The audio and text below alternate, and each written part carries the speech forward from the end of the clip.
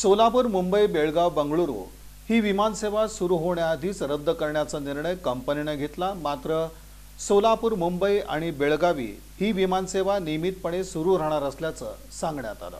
सोलापूर, मुंबई, बेळगाव, बंगळुरू अशी विमानसेवा दर रविवारी स्टार एअरकडून पुरवली जाणार होती, परंतु ही सेवा सुरू होण्यापूर्वीच रद्द करण्याचा निर्णय कंपनीने घेतला।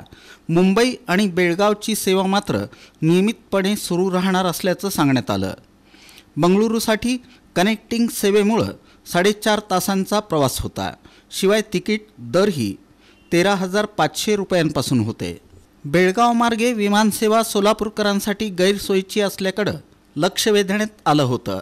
दरम्यान पहिल्या दिवसासाठी सोलापुरातून एका प्रवाशानं बंगळुरूसाठी तिकीट बुकिंग केलं होतं, परंतु स्टार एअरनं मुंबई बेळगाव मार्गे असणारी सेवा रद्द करण्याचा निर्णय घेतला।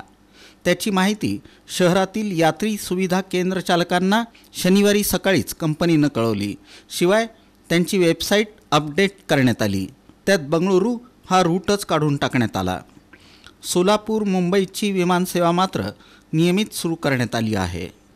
दररोज 60 ते 70 तिकीटं बुकिंग होत असल्याचंही सांगण्यात आलं। दरम्यान फ्लाय91 एअरलाइन्सनं तांत्रिक अडचणीमुळे 29 नोव्हेंबरचं विमान रद्द केलं आहे। सोलापूर गोव्याचं विमान 5 जानेवारीपर्यंत फुल झालं आहे। सोलापुरातून मुंबई बेळगाव मार्गे बंगळुरूसाठी सेवा सुरू करण्याचा निर्णय झाला होता, पण ही सेवा वेळ आणि पैशांच्या दृष्टीनं सोलापूरकरांना परवडणारी नव्हती, त्यामुळं ती सुरू होण्यापूर्वीच बंद करण्यात आली। सोलापुरात IT हब सुरू करण्याच्या हालचाली सुरू आहेत, त्यामुळं बंगळुरूसाठी थेट सेवा सुरू करण्याची मागणी आहे। नवी मुंबई विमानतळावर स्लॉट मिळाल्यानंतर थेट सेवा सुरू होण्याची शक्यता असल्याचं कंपनीच्या प्रतिनिधींनी सांगितलं।